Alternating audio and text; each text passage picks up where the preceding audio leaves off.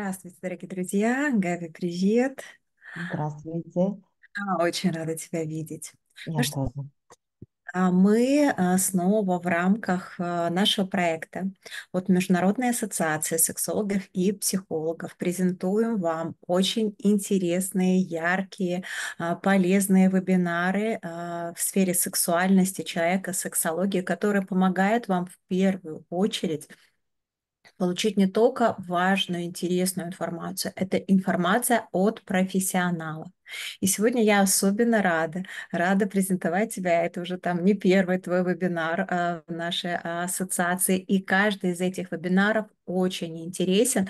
И вы знаете, как отличаются практики? А у нас все практикующие специалисты в нашей международной ассоциации, что они всегда предоставляют вам информацию и вебинары, которые вот ложатся прям в важные такие, знаете, как места боли. Потому что сегодня у вас будет вебинар, посвященный скуке в супружеских отношениях. Это один из таких очень частых запросов. И действительно, ответы на эти вопросы вы сможете получить на нашем сегодняшнем вебинаре. Поэтому у кого есть вопросы по поводу, что же такое скука, как с ней бороться, и если она уже появилась, неужели что-то с этим можно изменить и исправить? Габи, я хочу сказать немного о тебе, потому что для меня это огромная честь, что ты в нашей ассоциации, да, это правда. И для меня это огромная такая благодарность, потому что ты из Болгарии говоришь на болгарском языке, но здесь сейчас у нас ведешь вебинары на том языке, который понятен большинству сейчас, да, и это правда здорово, это правда приятно. Что могу сказать о Габи? Для меня ты человек, у которого очень много уважения, потому что ты не только практикующий психолог и сексолог, не только сертифицированный специалист международного уровня, но и являешься автором ведущих образовательных программ по сексологии. А это означает, что не только практикуешь, но и несешь эти знания другим. Являешься членом Международной ассоциации сексологов и психологов. Преподаешь как преподаватель в университете. И очень интересный момент, который я сейчас увидела, я тебя поздравляю, автор и ведущая телепередачи «Сексология» с доктором Габи Петровой. Это прям очень здорово, интересно. Мне сейчас прям стало жаль, что я не владею болгарским, я думаю, это было бы здорово. Ну и Гальбина является экспертом в области полового воспитания и детско-подростковой сексологии. Ну и то, о чем я говорила, активная практика, это дает возможность давать вам самую полезную и интересную информацию. И тот вебинар, который ты будешь говорить сегодня, вот он будет о сексуальной скуке в партнерских отношениях. Я думаю, это я так посмотрела, что сегодня будет. Обязательно оставайтесь, досматривайте вебинар до конца, потому что там будет не просто какая-то информация, теория, там будет и техники, и практические рекомендации, и то, что раскроет эту тему скуки в супружеских отношениях для вас вот совершенно таких простых, практических и возможных в применении в вашей жизни, потому что иногда послушаешь, думаешь, да, надо будет как-то сделать. А вот после твоего вебинара, я думаю, люди не только уйдут со знанием, но и уйдут еще вдохновленные тем, что действительно в их семейных, супружеских отношениях можно будет что-то сделать легко, просто, но с намерением, да, и это даст более счастливые сексуальные отношения. Ну, я тебе даю слово. Спасибо огромное. Рада тебя снова видеть. Твой первый вебинар был очень интересен многим. Очень много таких полезных, классных отзывов, комментариев было. И сейчас ждем с терпением твой следующий вебинар. Тебе слово. Огромное. Признаю, что эту тему меня я вдохновилась после твоего обучения, потому что ты не один раз коснулась до этой темы, и поэтому для меня это так вдохновило. Я хотела сделать этот вебинар. Надеюсь, он будет очень-очень интересен. Минутку только поделюсь презентацию. Видно, да? Минутку. Ай-яй-яй.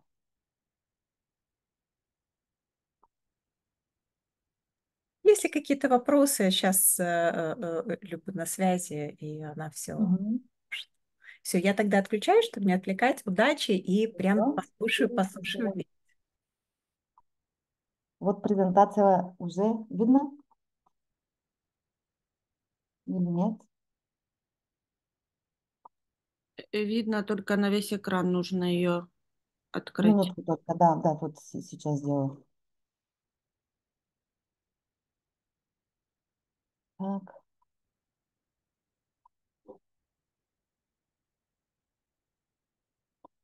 все получилось, да? Да, теперь все хорошо. Спасибо огромное. Еще раз здравствуйте, уважаемые коллеги. Для меня сегодня опять предизвикательство выступать на вебинар на русском языке. И заранее прошу, конечно, прощения за грамматические, фонетические ошибки и благодарю за понимание. Сегодня у нас тема «Сексуальная скука в партнерских отношениях».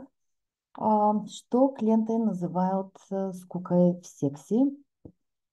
Конечно, не существует клиническое название «скучный секс», но он не является основной жалобой. Но когда мы начинаем работать, достаточно часто, конечно, скука является одним из элементов проблемы, связанной с партнерской сексуальной дисгармонией.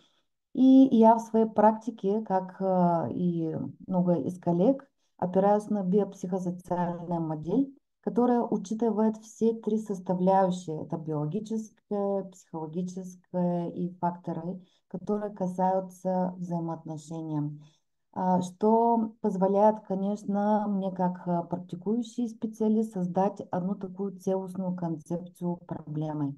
И мы, конечно, знаем, что никогда у людей проблема связана с сексом и касаются только одного из этих трех компонентов, что проблема очень многофакторная и что наша задача как вообще специалистов правильно собрать информацию, чтобы правильно разработать концепцию и, конечно, построить свою стратегию и план терапии. Что представляет, конечно, скука? Это состояние отсутствия интереса, отсутствие развлечений и разных стимулов, часто, конечно, сопровождающиеся такое ощущением монотонности, однообразия или отсутствия чего-то интересного и, конечно, захватывающего. Это является эмоциональное состояние, которое может возникнуть, когда человек чувствует какой-нибудь недостаток занятий, которое могло бы его увлечь, или когда текущая какая-нибудь ситуация кажется ему неинтересной и бессмысленной. Скука может проявляться как в виде физического, так и в виде эмоционального нежелания. Когда речь идет о сексуальной скуке, это ощущение отсутствия интереса или удовлетворения от сексуальных отношений. И это может происходить, конечно, по разным причинам, например, из-за однообразия сексуальной жизни, недостатка общения или, возможно, какие-нибудь изменения в эмоциональной связи между партнерами.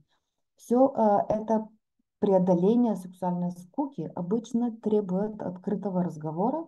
Мы знаем, что это очень трудно. И сотрудничество между партнерами. Здесь мы сталкиваемся снова с трудностями, как и экспериментов, конечно, с новыми и стимулирующими способами поиска разных удовлетворений в интимных отношениях. И здесь видно, что участие самого человека в этом процессе, на свой взгляд, является очень важным моментом, так как нам становится скучно, когда ничего интересного не происходит, но и мы сами не очень вовлечены в весь этот процесс. Не особо стремимся что-то делать, что-то сделать или создать, или переменить, чтобы это было и стало интересно. Было проведено исключительно множество разных исследований, посвященных глубинными механизмами поведения и влечения, в основе которых лежит именно отсутствие поведения, которое направлено на какой-нибудь поиск. И в данной обстановке, где уже все предсказуемо, человек быстро вырабатывает определенную концепцию и, конечно, начинает терять интерес, а для поддерживания интереса ему нужна постоянная стимуляция. Когда есть предсказуемое поведение, то нет интереса. И если что-то предсказуемо, то это вообще не интересно. Вот здесь показано, что если что-то меняется, сразу происходит активация поведения. И вот сексуальная близость — это тоже очень богатая такая база разных стимулов, которые в какой-то момент, если ничего не происходит, возникает именно риск такого привыкания, потери интереса, внутренней активизации и, конечно, угасания мотивации и желаний. Секс, мы знаем, что это всегда общение, и оно касается нас обоих, с нашим партнером. И причина скуки, так называемая потеря интереса, может быть в одном из партнеров, но это касается нас обоих. В паре, если один отвечает за все, он день активен, а другой очень пассивный, мы говорим о взаимной ответственности, когда речь идет о супружеской дисгармонии. Это состояние знаем, где все нормально, но когда мы встретимся друг с другом, ничего не получается, и вот это, из этого происходит эту сексуальную дисгармонию. Важно, как сам клиент формирует свою проблему. И по мнению клиентов, скука — это полная потеря сексуальной стороны жизни или результат сексуальных отношений с конкретным партнером. Конечно, есть пары, которые не занимаются сексом, и для них это не проблема. Другие думают, что скука — это из-за дефицита позитивных переживаний без увеличивания негативных таких. Но если в сексуальных отношениях долгое время присутствует скука, это может довести до того, чтобы возникла аверсия, а это отвращение вообще сексуального а, взаимодействия. И когда возникают сексуальные дисгармонии или нарушения, включительно связанные с скукой, клиенты сначала пытаются решать их самостоятельно. Они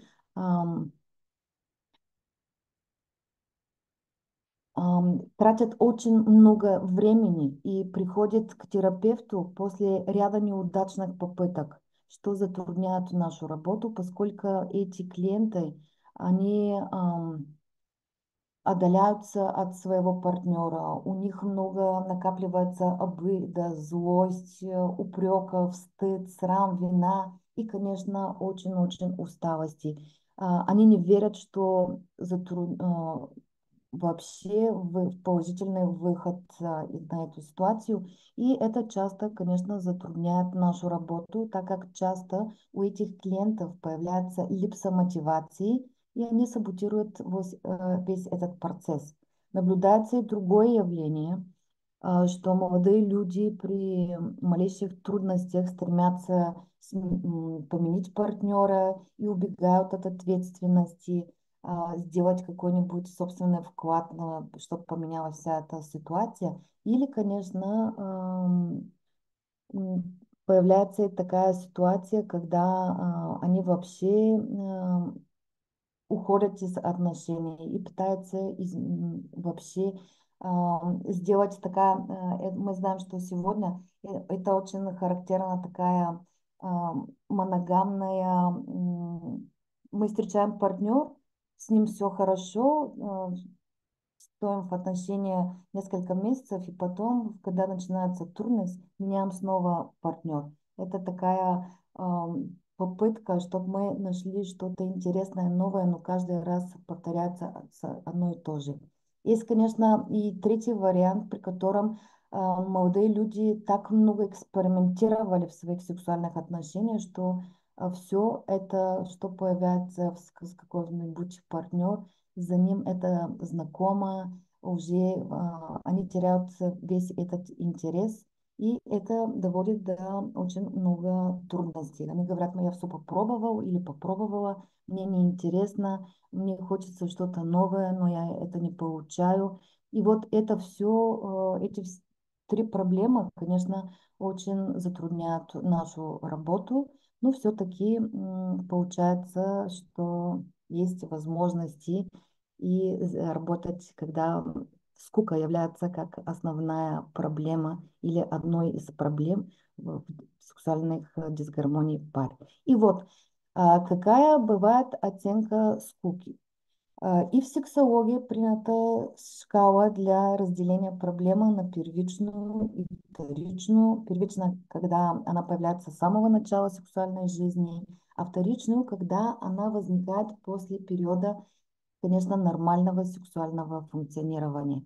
Еще она бывает, знаем, ситуационная, если это происходит с одним партнером, и генерализованная, когда появляется во всех, без исключения, ситуациях с разными партнерами, разными настроениями, разными ситуациями, в одиночку при мастурбации или с партнером, с любым партнером.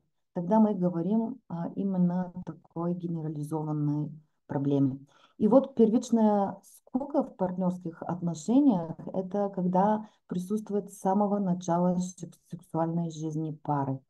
Возможно, конечно, это является результат трудностей в формировании удовлетворяющего сексуального сценария в паре, незнание своих потребностей, неумение говорить о сексе, незнание эротических предпочтений партнера и, конечно, своих собственных.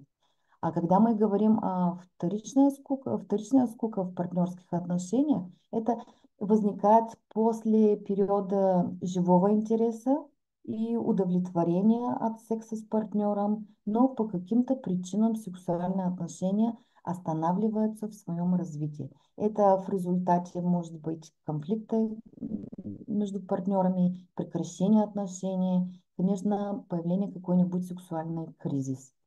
Причиной скуки я постаралась выделить следующие компоненты как причины. Это скука может касаться разных аспектов либидо. Это, знаем, платонического, эротического или сексуального компонента. Что здесь имеется в виду? В процессе работы важно помочь клиентам определить ту область, в которой они ощущают скуку. Мы разделили либидо, чтобы для них было более легко и можно рассмотреть компонентную модель. То есть некоторые люди более романтичные, некоторые люди у них развит более эротического компонента, а у некоторых сосредоточены на сексуальном компоненте. И скука может быть в разных областях сексуального либидо. Каждый человек функционирует по-своему, и хотя это разделение несколько мы передаем другой смысл, оно очень важно для нашей работы с клиентой. Это также имеет, конечно, и терапевтический смысл, поскольку, приходя на консультации, люди, не знаю, как у вас, но у нас они испытывают очень большой дистресс. Сам проблем, что они говорят за то, что у них появилась какая-нибудь сексуальная проблема, это для них приводит очень большой дистресс. И внутреннее напряжение,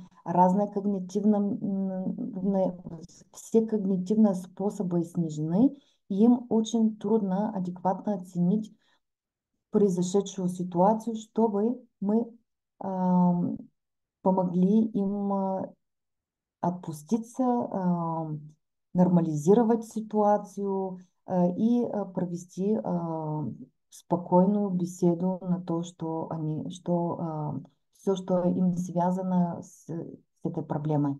И поэтому мы помогаем людям рассказать о том, что они имеют в виду. Так что думаю, что это очень интересная, такая очень полезная в моей работе. Прямо очень интересный такой подход, который я делаю в работе со своим клиентом.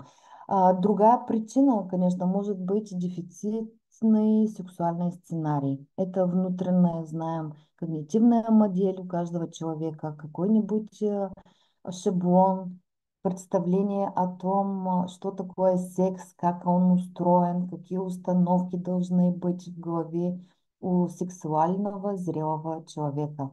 Это, конечно, мы знаем, что может получиться из-за дефицита информации, несмотря на то, что сегодня есть огромное доступное, легко доступное количество, здесь скажу, искаженной информации, чем дефицита. Но когда я говорю дефицит информации, думаю, что имею в виду дефицит классной информации, то, что представляет вообще сексуальность человечества и вообще антогенеза человеческой сексуальности. И, конечно, трудности с реализацией в текущих отношениях. Иногда человеку хочется, но не получается. И эти представления, конечно, формируются у человека очень постепенно, очень долго. И я думаю, что это очень важный момент в становлении вообще сексуальности человека и требует особого внимания. Но сейчас мы отмечаем это только как важный компонент и как причину скуки. У каждого человека, вступающего в отношения, есть свое представление о том, что должно происходить в сексуальном взаимоотношении. И когда мы начинаем или вступаем вообще в отношения, перед нами стоит огромная задача, очень важная задача.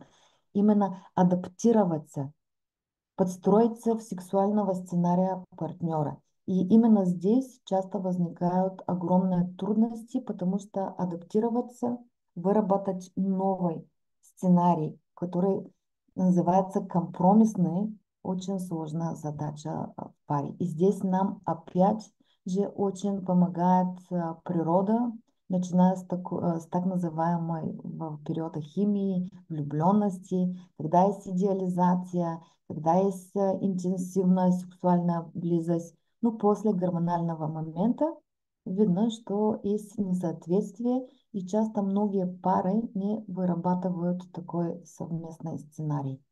Здесь, конечно, причина может быть и ригидный сексуальный сценарий, когда здесь говорим о эгоцентризм, о тревожный перфекционизм. Вначале секс удовлетворяет пару, потом потому что почему-то не обращается на нем внимания, не обогащается он с ничем новым. И получается такой консервативный сексуальный сценарий.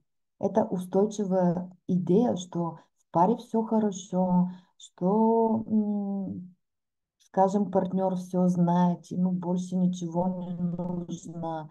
Это говорит о такой эгоцентризм. Мне хорошо, и партнер меня не интересует, как он чувствует себя в эту ситуацию. Или здесь видны следы тревожного перфекционизма.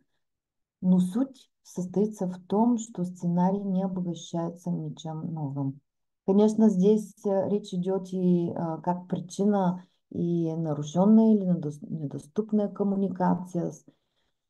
Знаем, что это территория молчания.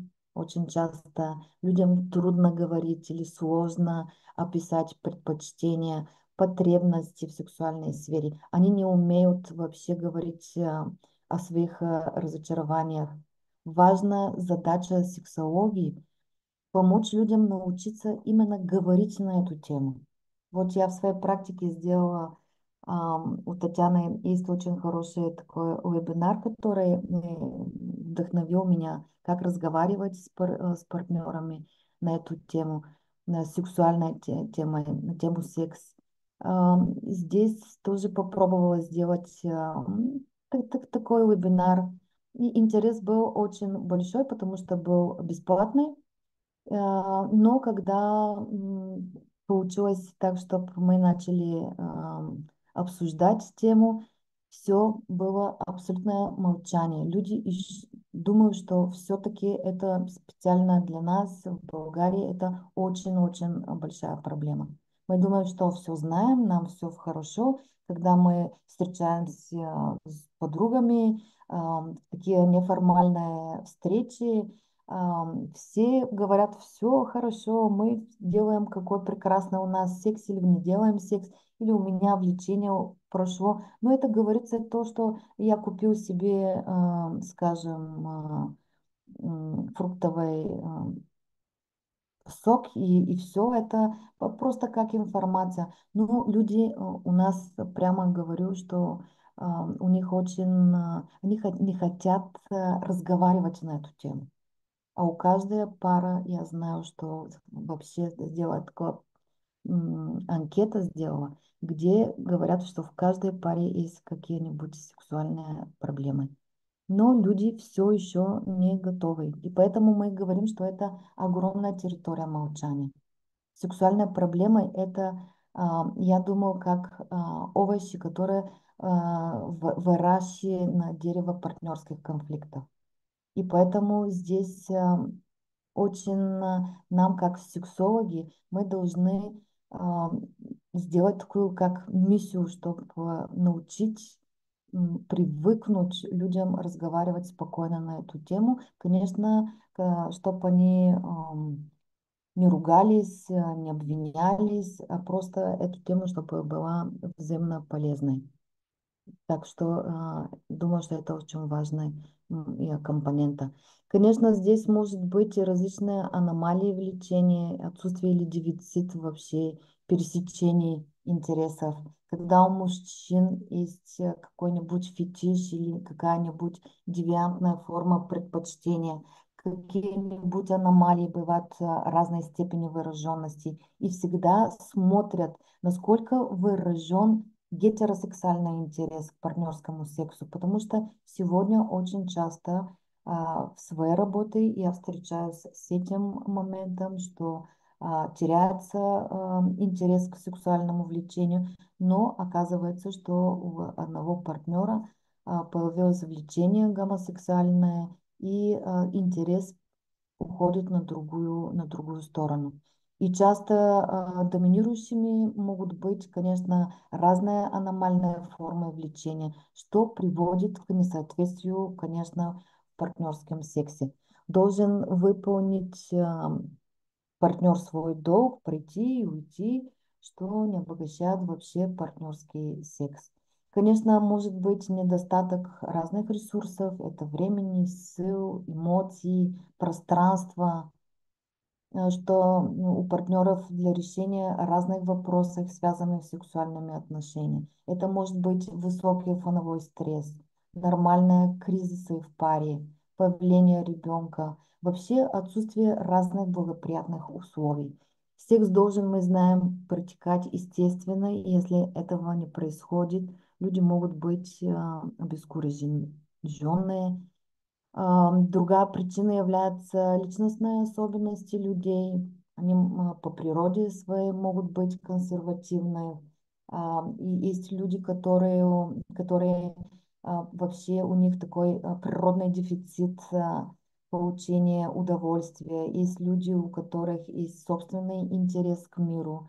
И есть, конечно, и люди, у которых есть такая направленность на какие-то негативные аспекты жизни, мы говорим, это схема негативизма, в том числе и на секс. То есть человек сфокусирован только на негативное, и ему вообще он не ощущает это интерес и удовольственное переживание. Конечно, здесь мы обращаем внимание и на фоновые патологические процессы. Говорим, где есть ангидония, это потеря интереса и удовольствия, при тревожных расстройствах, при зависимости, пагубной привычки. Скука может возникнуть после, конечно, употребления психоактивных веществ или разные медикаменты. Знаем, что люди часто не знают о различных препаратах, которые, конечно, могут снижать сексуальное влечение, удовлетворение или вообще желание. от чего, конечно, сексуальные отношения воспринимаются как скука. Какие бывают формы реакции на сексуальную скуку? Конечно, это бывает капитуляция или абдикация. Характерно, когда проблема нарастает постепенно. Начинается одна такая адаптация к эту проблему. Характерна часто для людей с не очень высокой сексуальной конституцией, где сексуальность а, не занимает высокое место, в отличие от людей с другим типом сексуальной конституции. Часто это поведение связано с зависимыми отношениями, пара пассивно относится вообще к происходящему и не имеет активного реагирующего такого когнитивного поведения. Другой вариант реакции – это избегание. Мне не интересно быть в эти отношения.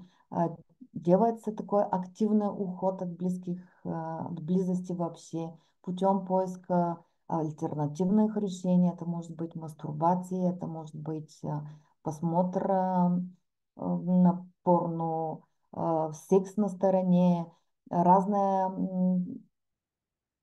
разные такие сентенции, голова болит, я устала, ужин готовлю, за ребятам должна сделать что-то. Это очень-очень-очень разные, не знаю, слово оправдание, которое получается. Это характерно для конфликтных отношений.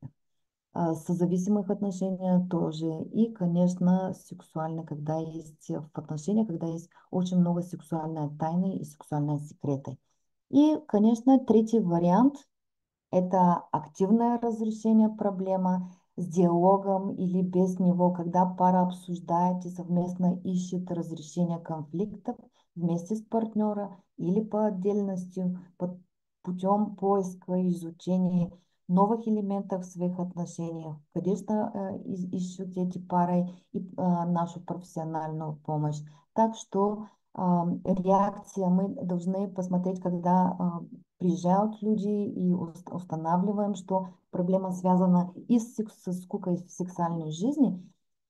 Интересно посмотреть и на эту, какая реакция они делают на все это. А, Какие бывают терапевтические, конечно, рекомендации? Сначала сбор краткой сексуальной истории. В чем проблема, как она возникла, как она развилась, что клиенты считают проблемой, какие попытки были предприняты для решения проблемы, что они хотели бы добиться, почему образовалась вообще пара когда-то, что их привлекло одним к другом, что вообще случилось и какая причина, чтобы они пригласили скуку в своих отношениях. Здесь психологи, сексологи собирают и дополнительный сексологический анамнез в зависимости от того, приходят ли партнеры оба или на индивидуальную терапию, на индивидуальную встречу. Я здесь попыталась так показать, какая разница, и поэтому сделана один слайд. Вот обсуждение сексуальной жизни между партнерами, когда они приезжают вместе. Мы спрашиваем частоту и регулярность половой жизни, ожидания партнеров в отношениях секса, какая подготовка, какие мысли, какая эмоция, какое поведение. Потому что если один говорит, давай приезжай и раздевайся, будем делать секс, то это вообще не приводит у другого партнера никакая романтика, никакое желание, напротив, реакция бывает очень противоположной. Какая роль в инициации? Какое место и условия вообще для секса? Кто, что, когда и как делает, где и по какой причине? Какие эмоции, какие мысли происходят до во время и после секса. И мы рассматриваем это все очень медленно, поэтапно, чтобы люди научились разговаривать, чтобы люди научились слышать. И мы делаем все это, чтобы посмотреть, какой взгляд каждый из партнер в паре делает и как он воспринимает эту проблему. Какие, конечно, способы преодоления трудностей они пробовали. И смотрим, какая сексуальная дисфункция, то есть как она проявляется в сексуальной активности. И здесь мы имеем в виду для мужчин это а, эректильная дисфункция, эякуляторная дисфункция, для женщин это липса оргазменных ощущений и вообще желание или может быть какая все, что связано с болью. Так что мы рассматриваем это, когда у нас пара вместе. Но когда случается индивидуальное консультирование, там уже получаем такой сексологический анамнез. Вот мы берем сведения о родительской семье, потому что там очень хорошо видно, а, что происходит на второй этап психосексуального развития, где приезжает эта сексуальная идентификация, то есть психосексуальная роль, которая женщина или мужчин а, принимает, и он потом показывает в своих отношениях. Мы очень подробно рассматриваем этапы психосексуального развития, как они происходили, э, заканчивали или нет, потому что мы знаем, что на каждом этапе собираем какую-нибудь информацию, потом, чтобы этап был окончен, мы как маленькие ребята или вообще как взрослые люди, мы должны проверить эту информацию. И мы поэтому говорим, случилось ли это или нет. Так что не должно неглижировать этапы психосексуального развития. А, Конечно, мы тратим очень много внимания и на другие нюансы. Это как возраст пробуждения и проявления влечения, как это появилось, были ли какие-нибудь трудности, что были ли какие-нибудь запреты, направленность сексуального влечения. Иногда в паре это никогда не обсуждается. И поэтому мы обсуждаем это на индивидуальную терапию. Начало первой эякуляции и менструацию, начало мастурбации, какое отношение к мастурбации, какая доля принимается мастурбация и сейчас во время взаимоотношений и вообще совместной жизни пары. Был ли петинг? Какой был возраст и этапы первого сексуального акта? Здесь очень важно проработать, мы знаем, проработать то, что случилось во время первого полового акта. Часто это связано с неуспехами, с разочарованиями, с вообще другое ощущение и мотива, и вообще как случилось первый дебют сексуальный, оказывает очень огромное влияние вообще потом на отношения. Были ли такие я сейчас обращаю исключительно много внимания. Здесь не было места, но отметила себе не пропустить. Были ли какие-нибудь инфекции, которые передавались половым путем? Потому что очень часто сегодня это оказывается большая проблема. Потому что когда мы знаем, когда девочки и мальчики начинают свой сексуальный дебют, это когда давно было, когда это было около среднего 16 лет. Сегодня по статистикам в Болгарии уже это 14-13 лет. И когда появляется этот сексуальный дебют, для того, чтобы ребенок пошел и увидел, что случилось, это встреча с каким-нибудь врачом, это, знаете, это только с разрешением родителя. А большая часть мальчиков и девочек, они не сообщают и не делятся своими родителями то, что у них уже произошел первый сексуальный дебют.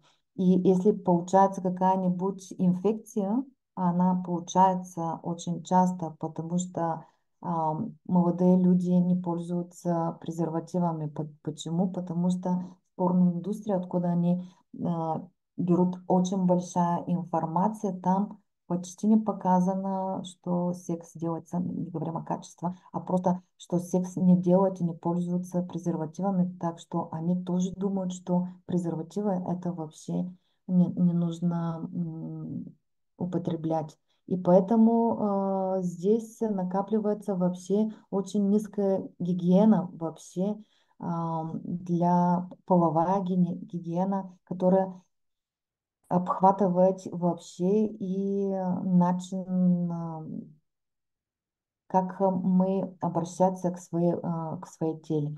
И поэтому я думаю, что это оказывает очень большое влияние вообще потом на сексуальную жизнь. Но, кроме того, мы здесь спрашиваем количество и успешность сексуальных отношений, наличие внебрачных связей, потому что это может быть, как мы сказали, одна из причин для того, чтобы сколько появилось в жизни. И, конечно, когда партнеры вместе приезжают на терапевта, они вообще это не ставят как проблем. Но в индивидуальной консультации, конечно, это может получить информации для этого, особенности сексуальных отношений в паре, вообще сексуальная фантазия какие, оценка личности и, конечно, сексуальные характеристики партнера. А, Видите, какие какой огромный объем информации мы можем получить и работать потом на базу эту информацию, которую клиент нам приводит. Какие бывают базовые терапевтические направления на работе с эту тему? Конечно, помочь паре сформировать одну единую когнитивную концепцию на то, что происходит.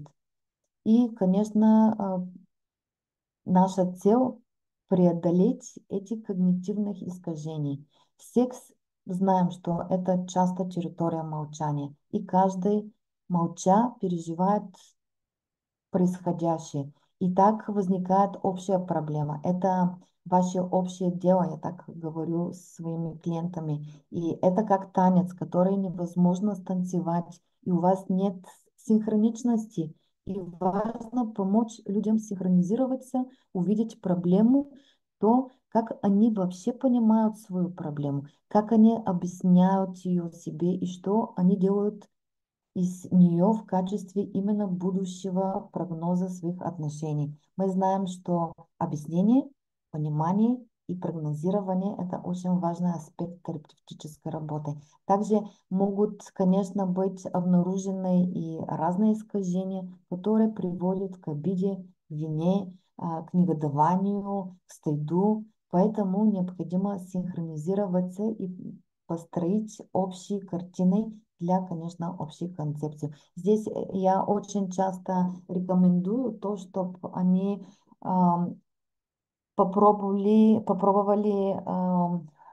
сделать, правда сделать свой собственный танец, чтобы пошли на уроки, скажем, может быть, танец будет какой-нибудь м, аргентинское танго или какое-нибудь это классические танцы, вальс, чача, румба, чтобы они сделали какой-нибудь, взяли уроки и посмотреть, каким начином, сколько им трудно сначала сделать какое упражнение, а потом результат после их совместной усиление и работы, какой прекрасный результат получается. И они отправляют мне такие маленькие фильмы, чтобы я смотрела, как они начинают, потом как развивается, потом мотив, когда приезжают, как они хотят исчистить какие-нибудь движения, и это помогает очень много. Конечно, наша цель нормализации ситуации, если, ну, только если это терапевтически целесообразно. Что я имею в виду? Требует это разъяснение, посвящение по теме. Важно, чтобы специалисты разбирались и в фармакологии, и в анатомии, и еще тысячи вещей, чтобы иметь адекватное понимание. Если речь идет об аномалии в лечении, нормализировать его невозможно, так как существуют различные формы аномального влечения с разными представлениями и разными влияниями на отношения вообще партнеров, поэтому не всегда целесообразно использовать технику нормализации. Но когда это идет с тревожность, с разными сексуальными дисфункциями, разные причины сексуальной дисгармонии. Это техника нормализации очень-очень полезна и очень много помогает. Иногда я встречаюсь с таким интересным случаем. Только одна встреча с парой, когда я объясняю и информирую их, какие особенности, где можно поучиться такая дисгармония, это только достаточно, чтобы они получили информацию, конечно, надежную, интересную, правдивую, не искаженную за то, что мы говорили.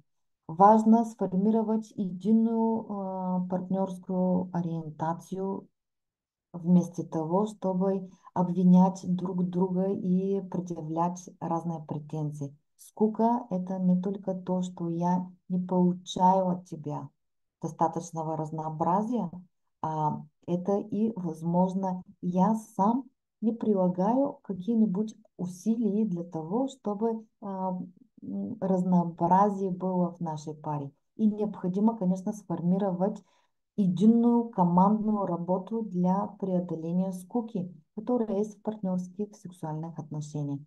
Здесь, конечно, очень важно обратить внимание на принцип достаточно хорошего секса. Это мы, думаю, что часто неглижируем в своей работе и вообще в своих отношениях. Здесь имеется в виду то, что для сексуальных отношений очень всеобразен вообще сексуальный секс очень разнообразен. То есть суть в том, что секс бывает очень разным.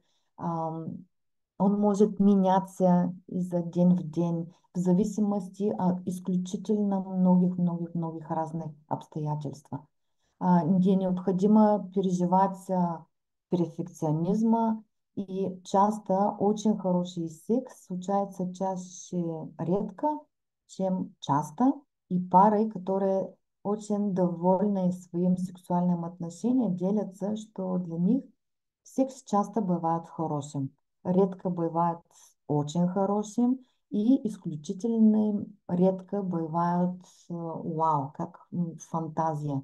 Иногда бывает и плохой, а иногда и бывает и полный провал. И на самом деле нужно понимать, что он бывает разным.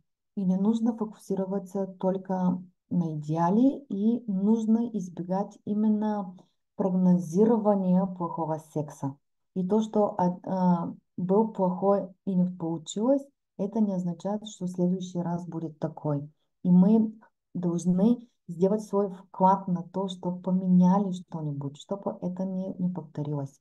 Важно помочь, конечно, людям практиковать внимательность, осознанность, что происходит в данный момент, уходит, чтобы они уходили от консервативных сексуальных сценариев и просто концентрироваться здесь и сейчас. И вот это очень часто помогает. В целом важно помочь людям переориентироваться с этого сформированного заранее представления о прогнозируемом сексе, который часто бывает неудачный. И научиться фокусироваться на положительных аспектах близости и выражать благодарность друг другу. Это очень часто все, закончили, давай уходим на работу, я должен что-то отправить, какой-нибудь мейл сделать, какой-нибудь, и все. Вообще это делает очень, помогает, чтобы скука появилась в наших взаимоотношениях. Должны фиксироваться на то, что было хорошо, что понравилось, что отличилось, чтобы помочь самим партнерам перестроить негативную модель поведения. Конечно, говорим здесь о мотивации к эксперименте интимных игрушек, но здесь какая цель? Это когда мы в работе помогаем, это что мы делаем? Наша цель образовательная, информационная, поддерживающая и, конечно, направлена на то, чтобы максимально использовать все предложения рынка в зависимости от индивидуальных и партнерских потребностей. Потому что люди все-таки, они что, если у них какой-нибудь интерес, они пишут в интернет игрушки 18+, и что получается у них только одной такой просмотр, разные игрушки, разные, начинает человек думать, а что все это? Но если мы делаем и такое образовательная программа, чтобы поделиться с ним, какие бывают разнообразия, на каких, конечно, какие для мужчины, какие для женщины. Вот мы образуем люди, и это очень помогает.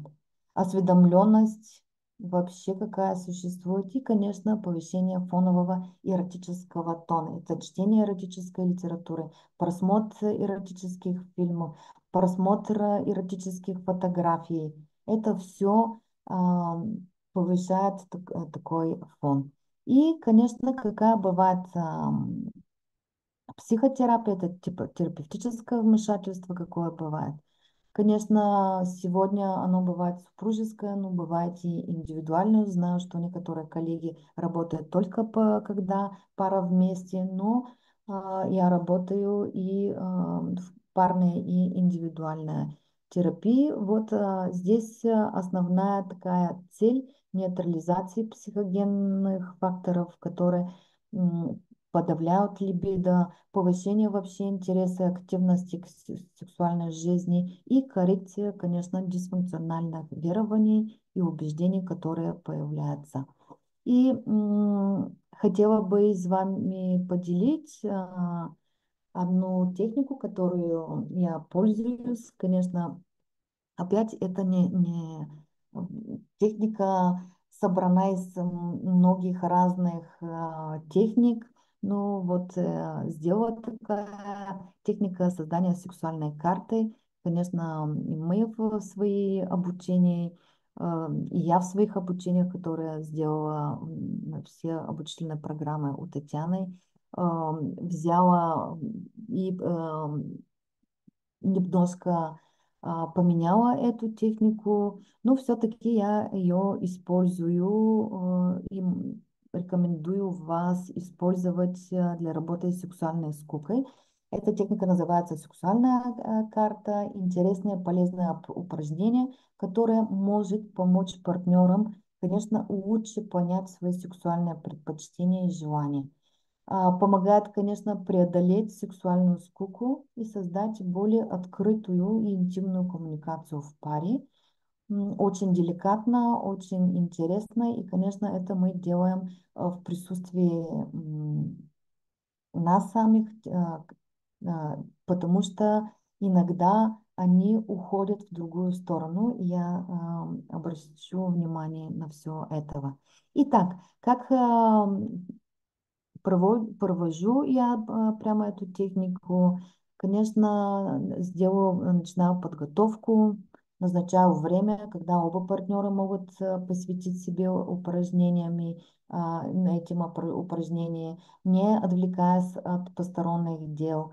Конечно, это мы не делаем на первую встречу, не на вторую, не на третью, а только когда мы убедились в открытости обсуждения сексуальных тем между партнерами. Иногда, иначе эта техника вообще не работает. Потому что если один партнер скрывается, не открывается, а другой очень активен, вот мы с эту технику не работаем. А Потом, когда сделали подготовку, мы представляем разные материалы, предлагаем, чтобы у них были бумаги, карандаши, маркеры и другие вообще принадлежности для рисования письма. И потом просим каждого из участников нарисовать и описать свою сексуальную карту. Сюда можно вкладывать особо чувствительные участки тела.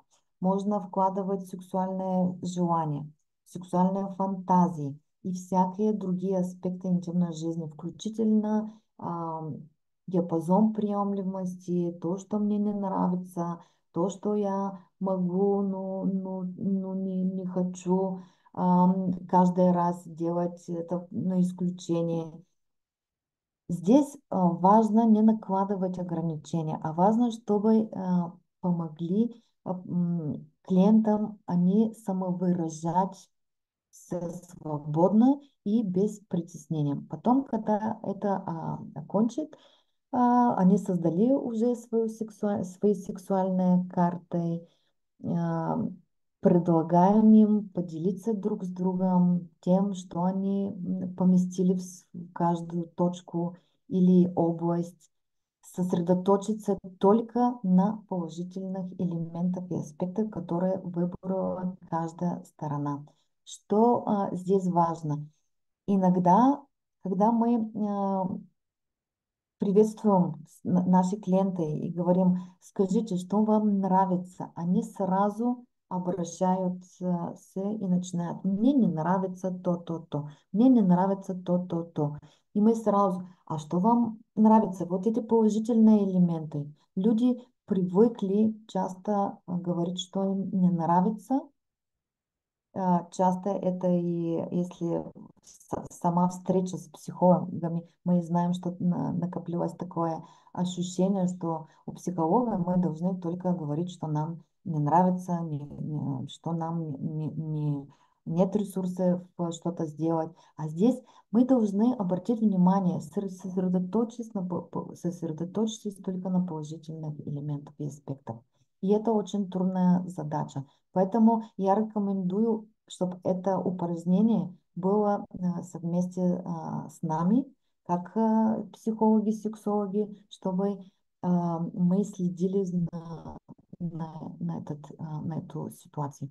И потом, конечно, начинается обсуждение открытости разных моментов, откровенно говорить о том, что возбуждает, как что они хотели бы попробовать, как они могут внедрить все эти новые идеи в свою сексуальную жизнь.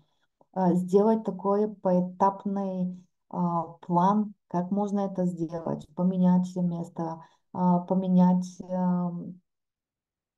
предложение, сделать какая-нибудь новость, уйти где-то на другое место, сделать новый, вот это, знаете, везде есть такие техники, которые медовый месяц, опять пригласить снова на встречу, чтобы появилось опять это ощущение и желание, трепет, который называется. И потом обратите внимание на общие интересы и желания, а также и на границы и, конечно, на предпочтения.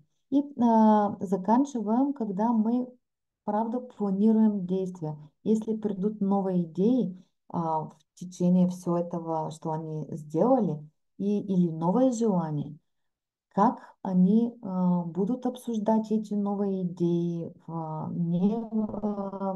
Знаешь, я хочу, готовлю ужин и говорю, знаешь, я хочу, для меня пришла идея, я хочу это сделать. И мужчина, который смотрит европейское первенство под футбол, говорит, ага, хорошо, И вот никого это не коммуникация. И мы помогаем людям, как они, где будут обсуждать разных методов, разных желаний, потому что у них должна появиться снова этот творческий процесс, чтобы им стало интересно. И поэтому обращаем внимание, как будет обсуждение, как они могут попробовать все это новые идеи в реальных сексуальных сценариях. И подчеркиваем, конечно, важность согласия и важность уважения. Эта техника может не только помочь преодолеть сексуальную скуку, но и создать более открытое и, конечно, интимное общение между партнерами.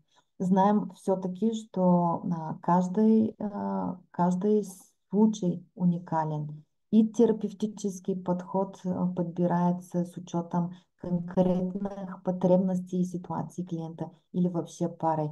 Терапевтическая работа с сексуальной скукой может быть включать в себе очень разные стратегии, разные подходы.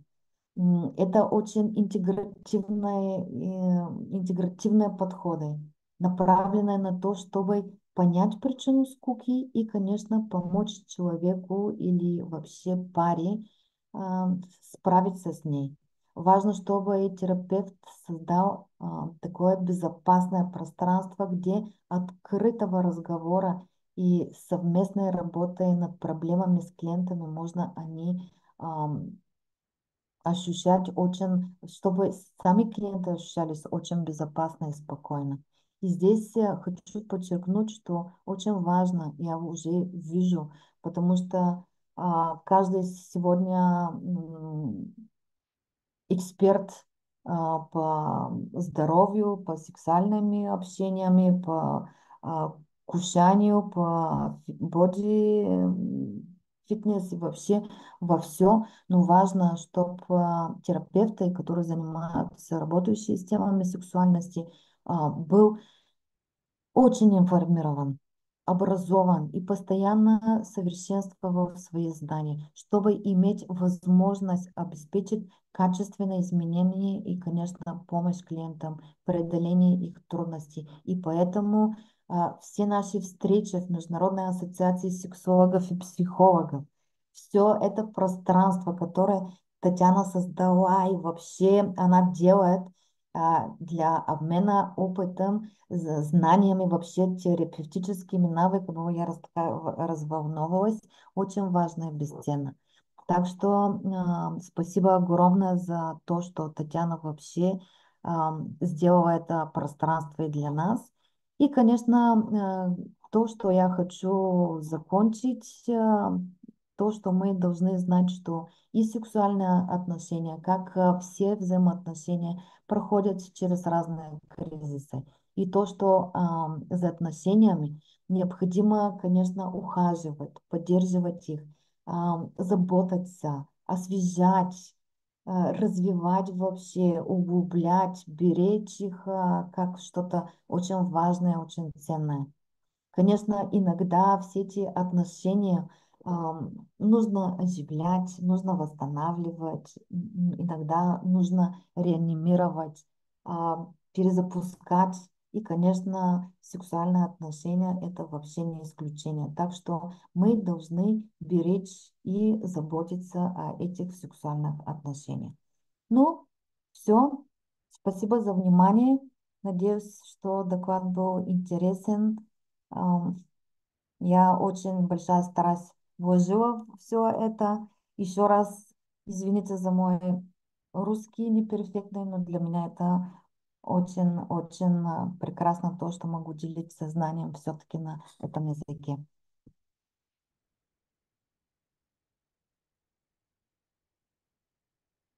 Если есть какие-нибудь вопросы, комментарии, рекомендации, я готова попробовать ответить.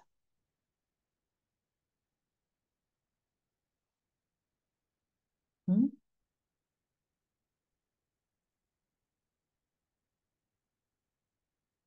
Спасибо, Светлана, вам тоже, что прослушали.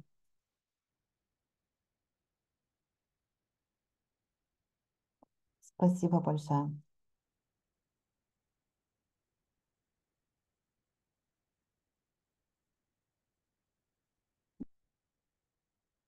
Хорошо, спасибо, спасибо.